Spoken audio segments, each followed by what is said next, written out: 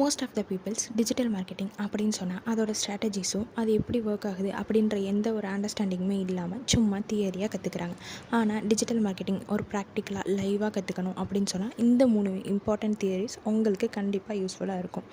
First one, customer journey. கஸ்டமருக்கு எது தேவை, அவங்களோட ஆடியன்ஸ் எப்படி டார்கெட் பண்ணலாம் அப்படின்னு சொல்லி அந்த டாக்டிக்ஸ் தெரிஞ்சுக்கணும். எடுத்தோடனே யாருமே அவங்கக்கிட்ட ப்ராடக்ட்டோ சர்வீசஸோ வாங்கிட மாட்டாங்க. ஸோ தட் ரீடார்கெட்டிங் எக்ஸிஸ்டன் எப்படி அப்படின்றத அண்டர்ஸ்டாண்ட் பண்ணி வச்சுக்கணும். And second thing attention economy. அதாவது நம்ம அதர் பிராண்ட்ஸ் கூட போட்டி போட கிடையாது.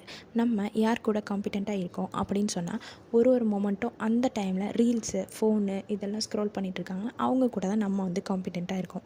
அவங்களோட அட்டென்ஷனை நம்ம கிராப் பண்ணணும். அப்போனா மட்டும்தான் நம்ம சொல்கிறது என்ன அப்படின்றத அவங்களால அண்டர்ஸ்டாண்ட் பண்ணிக்க முடியும். இந்த தேர்ட் திங் என்ன அப்படின்னு பார்த்தா வேல்யூ பிஃபோர் ஆஸ்க். நம்ம கஸ்டமர்ஸ் கிட்ட ஒரு விஷயம் கேட்குறதுக்கு முன்னாடி அவங்களோட அட்டென்ஷனை வேல்யூ பண்ணணும். அப்போனா மட்டும்தான் அவங்க நம்ம சொல்கிறத கேட்பாங்க. ஸோ தட் இதை பற்றி டிஜிட்டல் மார்க்கெட்டிங் பற்றி நிறைய டிப்ஸ் அண்ட் ஸ்ட்ராட்டஜிஸ் தெரிஞ்சுக்கணுன்னா என்னோடய பேஜை ஃபாலோ பண்ணுங்கள்.